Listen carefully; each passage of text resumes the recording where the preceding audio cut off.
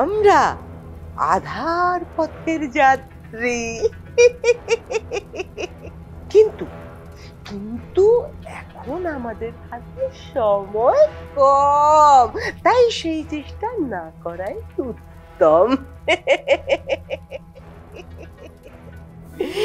বুঝলি রে পাগলা, বুঝলি?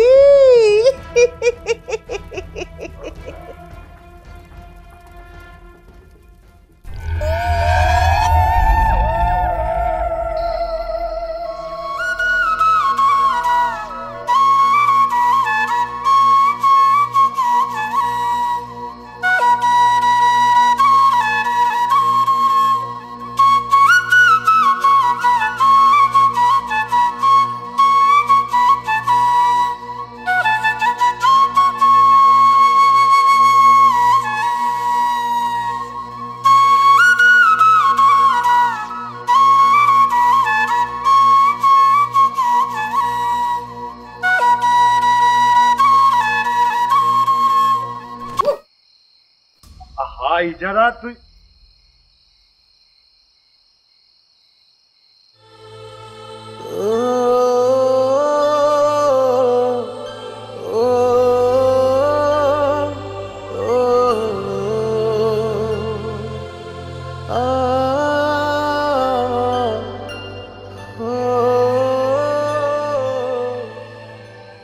আপনি বাসন না বাসি থামলেন কে?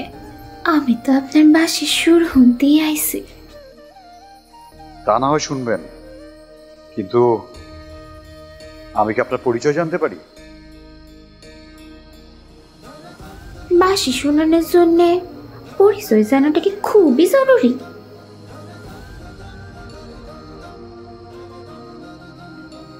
সুর সৃষ্টিতে প্রকৃতি ভীষণ প্রভাব ফেলে, আর আমার চোখে নারী হচ্ছে প্রথম প্রকৃতি। তয় প্রকৃতির সৌন্দর্যের সবটা কিন্তু একটার মধ্যে থাকে না। তা তো বটেই, কিন্তু দেখার ভাবনাটা কিন্তু শিল্পীর। শিল্পী কাকে কখন কোন দৃষ্টিতে দেখবে সেটা শিল্পীর উপরে নির্ভর করে। আচ্ছা, আপনি আমার একটা হাসা কথা কন তো, আপনি কি এখন অব্দি আমার পরিচয়টা আসলেই পান নাই? আমি কিন্তু বলে দেবো তোর পরিচয়। চুপ, একদম চুপ, চুপ করে খাড়া থাক, চুপ।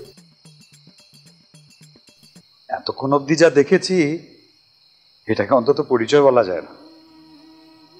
বুঝছি, তার মাইনে আপনি আমারে আপনার কথার মার পেছে ফেইলা আপনি বাসি ওনার থেকে বঞ্চিত করতে চাইতেছেন, তাই তো? একদমই না।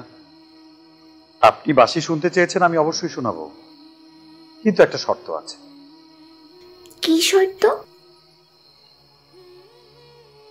শর্তটা হচ্ছে আপনার চেহারাটা আমি একবার দেখতে চাই। এইটা কিন্তু ভারী অন্যায়, আপনি আর সেই হোক এইটা করতে পারেন না। আমায় ক্ষমা করবেন, আমি দুঃখিত। আসলে আবেগের বশে। ঠিক আছে, চেহারা না দেখান, আপনার চোখ দুটো তো দেখতে পারি, সেটা নিশ্চয়ই কোনো অন্যায় হবে না। আপনি কিন্তু আমার লোকে জেতাজিতি করতেছেন, আমি কিন্তু সত্যি সত্যি চলে যাব। আমাকে ওই দৃষ্টি থেকে বঞ্চিত করে আপনি চলে যেতে পারবেন? আপনার মন খারাপ হবে না? আইসো বাবা, বুঝছে, আর যাই হোক আমি আপনার লগে কথাই পারুম না।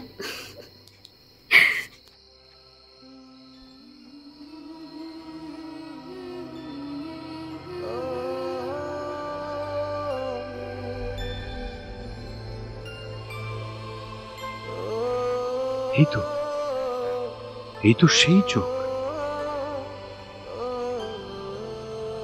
বাহ, চাহিদার খাতা তো অনেক লম্বা, তোমরা যেভাবে আরম্ভ করছো রাত তো ফুরিয়ে যাবে। বলো আয়না বুড়ি, শুরু করো তোমার দুষ্টু চক্রের নগর বৃত্তান্ত। আমি তো সুলতান, আমার সমস্ত প্রজাই আমার কাছে সন্তান, আর আমি একজন সন্তানের জন্য আমি এরকম একটা অন্যায় কাজ করে ফেললাম। ছি ছি ছি। কি এক জ্বালায় পড়লাম তো। এটা কোনো কথা? দিন নাই রাত নাই, সারাক্ষণ বাঁশি বাজাই যাইতেছে তো বাজা যাইতেছে। ঘুমের একের চোদ্দ গোষ্ঠী উদ্ধার করে দিবে। গাছের নিচে বৈশা বাঁশি বাজাইতেছে আর মাহেরা কাঁধে এইভাবে করে মাথা দিয়ে রাখছে। শুধু কি তাই, হাতে হাত দিয়া ওরে পীড়িতের কথা, এত কথা তো তোর লগে জীবনে কইতে দেই নাই।